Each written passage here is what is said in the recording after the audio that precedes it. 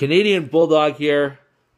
Don't pretend like you don't know who I am. And a few seconds too late, but we now hear the 3-chord iconic theme of the one and only Ultimate Warrior!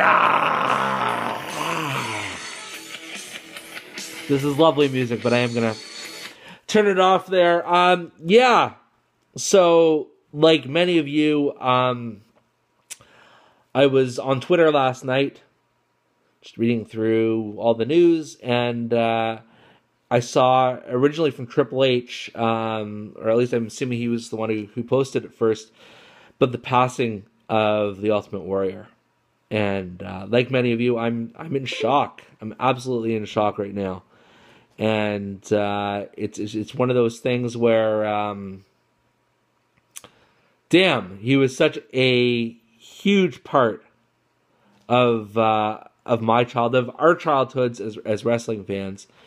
And I just thought I would get on here briefly and talk a little bit about how much he meant to myself as a wrestling fan and that kind of thing. I haven't thought this through very much, and believe it or not, this is actually my third time recording this complete and utter BullVLOG. I just finished something a few minutes ago and then realized that I'd pointed the iPhone the wrong way, so the orientation was kind of like this, and yeah, that wouldn't have worked. So trying this again. So that's also why I'm a little hunched over here. I had the opportunity to see the Ultimate Warrior wrestle live several times throughout the years. The first time being, I believe it was a random sort of 6-man tag team match at Toronto's Maple Leaf Gardens. It was him and the British Bulldogs, one of my favorite all-time tag teams, against Demolition and Mr. Fuji. But the first time I saw him as a star on his own, he was in the main event defending his Intercontinental Championship against Andre the Giant in a steel cage match.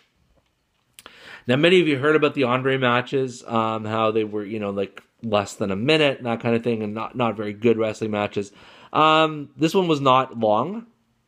I mean, really, I'd be surprised if it was more than 6 or 7 minutes long. But it was in a steel cage, and it was very special for that reason. I also had the privilege of sitting in the third or fourth row, I believe. So you really got to see it up close in person. I remember right before the match happened, there was an intermission, as was the fashion at the time for wrestling shows, because they had to actually physically put together the cage. And it wasn't like now where you see, right before the cage match, it sort of lowers down from the ground, from the ceiling.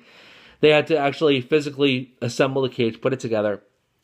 So what I remember about that match is there was a spot that Warrior did where he threw Andre the Giant into the cage wall, and instead of just sort of bouncing off the cage wall or the ropes, the cage itself actually bent a little bit. It didn't fall over or anything like that, but it was designed to show how strong the Ultimate Warrior was, that he could actually take this 500-pound guy and throw him so hard that the cage itself actually threatened to break.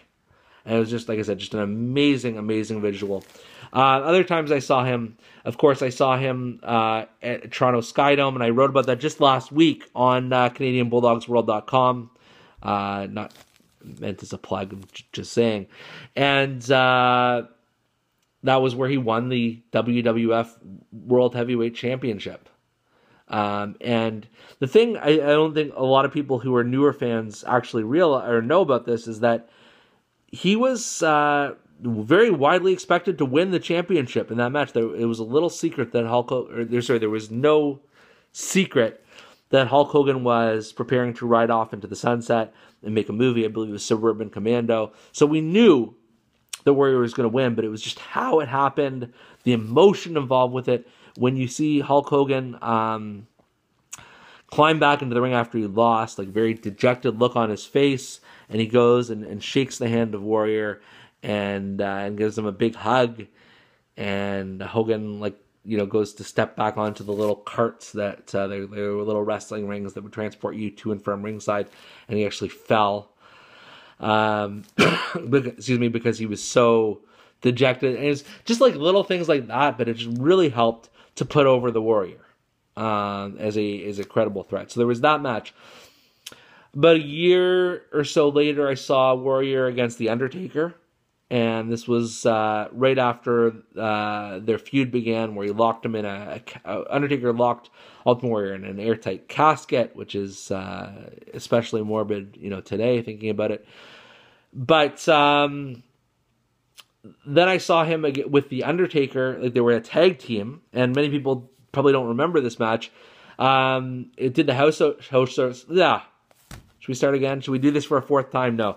He did the house show circuit with Ultimate Warrior and Undertaker teaming up against the Berserker and Papa Shango. So this ultimate heel team, like this sort of freak show, creature feature type team against Warrior and Undertaker, who were super over. And they played on that history that, hey, just a year ago, these guys were trying to kill each other, and now they're a tag team. And then the last time I saw the Warrior, I believe, was in the summer of 92, maybe. It was Warrior and Kerry Von Erich against Mr. Perfect and Ravishing Rick Rude, which was just an amazing sort of this hot tag team match where the crowd was really, really into it. And Texas Tornado and Warrior sort of complemented each other perfectly. They had sort of the same superhero physiques and all that. And I guess that brings me to what made Warrior so special. He was, with respect to, I guess, the Hurricane, one of the only superheroes in wrestling. I mean, he had that look about him, that character where he just wasn't human. He had the costume. He had all of these things where it just really set him apart from everyone else, which was just,